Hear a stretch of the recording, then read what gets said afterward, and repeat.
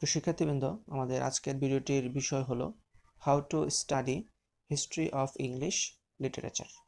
অর্থাৎ ইংলিশ লিটারেচারে যেই এজগুলো রয়েছে, যেমন Anglo Saxon age, middle age, Elizabethan age, Victorian age, romantic age, modern age. তো এই যে এজগুলো রয়েছে, তো এই এজগুলো সম্পর্কে কি কি ইনফরমেশন আমাদের মনে রাখতে হবে এবং খুব সহজে আমরা সেই ইনফরমেশনগুলো কিভাবে মনে রাখতে পারবো, তো সেই বিষয় নিয়ে আজকে আমরা আলোচনা করব। আর তোমাদের বলে রাখি যে হিস্ট্রি অফ ইংলিশ লিটারেচার শুধুমাত্র অনার্স সেকেন্ড ইয়ারে না, এটা তোমাদের honours third year, honours fourth year, masters এবং কি বিভিন্ন চাকরির পরীক্ষার ক্ষেত্রেও খুব গুরুত্বপূর্ণ। তো কিভাবে আমরা এই হিস্ট্রি অফ ইংলিশ লিটারেচারের ইনফরমেশনগুলো মনে রাখতে পারবো এবং কোন কোন ইনফরমেশনগুলো যেগুলো আমাদের অবশ্যই মনে রাখতে হবে, বিভিন্ন এজ পড়ার সময় আমরা কোন কোন ইনফরমেশনগুলো খুব ভালো করে পড়বো, কোনগুলো খুব ভালো করে মনে রাখবো, তো সেই জিনিসগুলো আমরা আজকের এই ভিডিওতে আলোচনা করব। তো চলো বন্ধুরা, দেরি না করে আমাদের আজকের ভিডিওটি শুরু করা যাক। তো হিস্ট্রি অফ ইংলিশ লিটারেচার পড়ার সময় আমাদের যেই কাজটা সবার প্রথমে করতে হবে সেটা হলো ইংলিশ লিটারেচারের যেই এজগুলো রয়েছে, যেই এজ বিভাজন রয়েছে, এজ বিভাজন নিয়ে আমাদের আরেকটি ভিডিও রয়েছে, তোমরা অবশ্যই সেই ভিডিওটি দেখবে। ভিডিওটির লিংক আমি ভিডিও ডেসক্রিপশনে দিয়ে দেব। তো যেটা বলছিলাম যে ইংলিশ লিটারেচারের যেই এজগুলো রয়েছে, তো ওই এজগুলোর টাইম স্প্যান তোমাদের খুব ভালো করে মনে রাখতে হবে।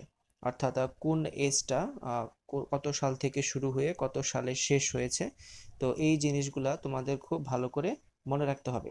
প্রত্যেকটা এজের টাইম স্পেন খুব ভালো করে মনে রাখতে হবে। আর এই টাইম স্পেন মনে রাখার জন্য আমি তোমাদের পরামর্শ দিব, তোমরা সবাই যার যার পড়ার টেবিলে পাশের দেয়ালে তোমরা একটা লিস্ট তৈরি করবে, প্রতিটা এজের টাইম স্পেনের একটা লিস্ট তৈরি করে সেটা তোমাদের পড়ার টেবিলের পাশের দেওয়ালে লাগিয়ে রাখবে। আর যখনই তোমরা পড়তে বসো বা প্রত্যেকবার তোমরা সেই লিস্টটার দিকে একবার দেখবে। তোমরা যদি এটা প্রতিদিন 2-3 বার করে দেখো, এটা তোমাদের চোখের সামনে যদি বারবার ভাসতে থাকে, তাহলে দেখবা যে তোমরা এই এজগুলোর যে টাইম স্পেন আছে সেটা খুব সহজেই মনে রাখতে পারতেছো। তো তোমরা এই ফর্মুলাটা বা এই পদ্ধতিটা অবশ্যই ফলো করো।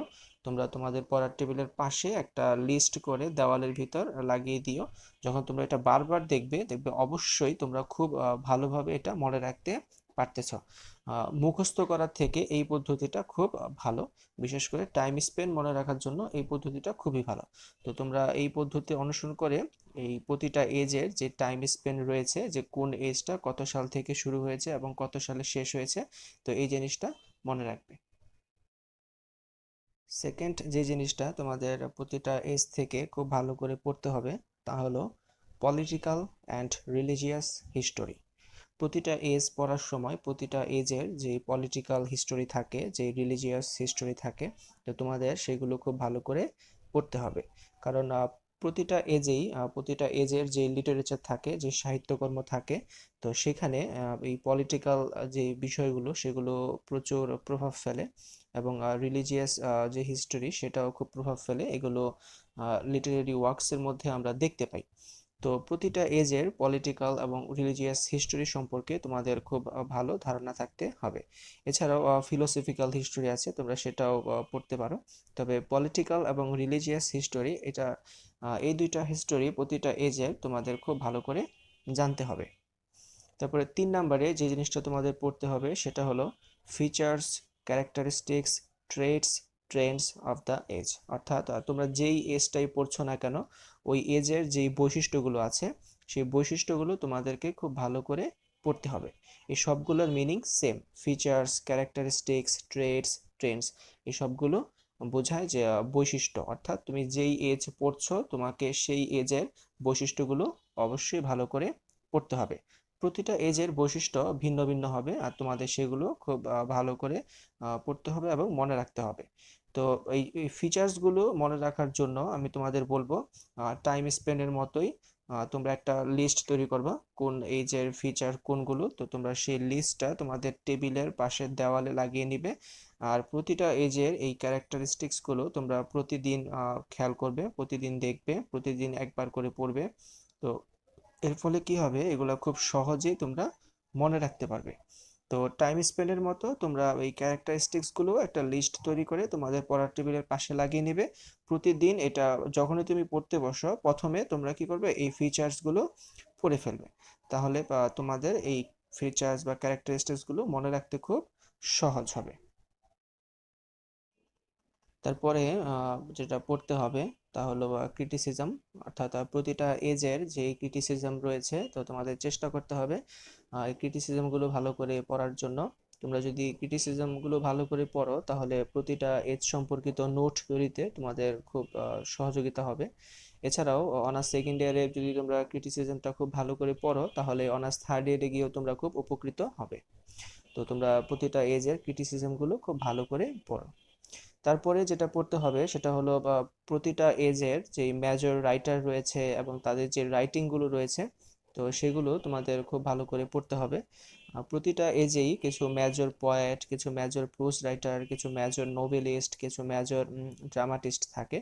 তো তোমাদের প্রতিটা এজের এই মেজর রাইটারদের সম্পর্কে জানতে হবে এবং তাদের যে ফেমাস রাইটিংগুলো রয়েছে সেই রাইটিংগুলো সম্পর্কেও জানতে হবে।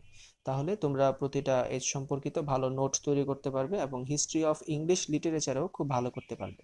প্রতিটা এজের যে মেজর রাইটার এবং তাদের যে রাইটিংগুলো রয়েছে সেগুলো অবশ্যই খুব ভালো করে পড়তে হবে। তো এইভাবে যদি তোমরা পড়ো তো তোমরা অবশ্যই হিস্ট্রি অফ ইংলিশ লিটারেচারে ভালো করতে পারবে।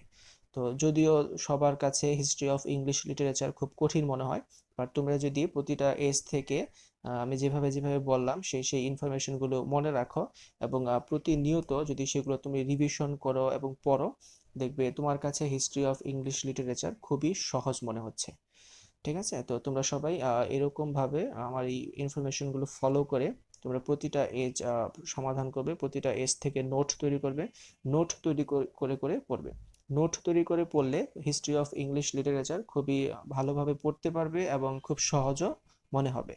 আর তোমরা হিস্ট্রি অফ ইংলিশ লিটারেচারের জন্য আমি বলবো একাধিক পাবলিকেশনের বই কিনবে। ঠিক আছে, তো সবগুলা বই থেকে ইনফরমেশন কালেক্ট করে করে করে তোমরা নোট তৈরি করবে। এতে তোমাদের হিস্ট্রি অফ ইংলিশ লিটারেচারে মানে খুব ভালো হবে। তোমরা নোটগুলো খুব সুন্দর করে তৈরি করতে পারবে এবং পরীক্ষায়ও খুব ভালো করে অ্যান্সার করতে পারবে। আর যাদের কাছে মনে হয় যে ফিনান্সিয়ালি তোমরা এতগুলা পাবলিকেশনের বই কিনতে পারবে না, তো তোমরা এভাবে করতে পারো, তোমরা কয়েকজন বন্ধু মিলে এক একজন এক একটা পাবলিকেশনের বই তোমরা কিনবে। ঠিক আছে, তারপর একসাথে গ্রুপ স্টাডির মাধ্যমে তোমরা প্রতিটা বইয়ের ইনফরমেশন শেয়ার করার মাধ্যমে তোমরা প্রতিটা এজ সম্পর্কিত নোট তৈরি করবে। আর নোট তৈরি করে পড়লে হিস্ট্রি অফ ইংলিশ লিটারেচারের জন্য বেস্ট। আর এই নোট তৈরি করে পড়ার মাধ্যমেই তোমরা হিস্ট্রি অফ ইংলিশ লিটারেচারে খুব ভালো করতে পারবে। তো আমি যেভাবে বললাম এই ইনফরমেশনগুলো, প্রতিটা এজের এই ইনফরমেশনগুলো মনে রেখে রেখে তোমরা নোট তৈরি করে করে হিস্ট্রি অফ ইংলিশ লিটারেচার পড়ো। আশা করি অবশ্যই তোমরা হিস্ট্রি অফ ইংলিশ লিটারেচারে ভালো করবে। তো ঠিক আছে, আজকে এই পর্যন্তই। আগামীতে আমরা নতুন কোনো ভিডিও নিয়ে তোমাদের সামনে উপস্থিত হব। ততক্ষণ পর্যন্ত আমাদের সাথেই থাকো।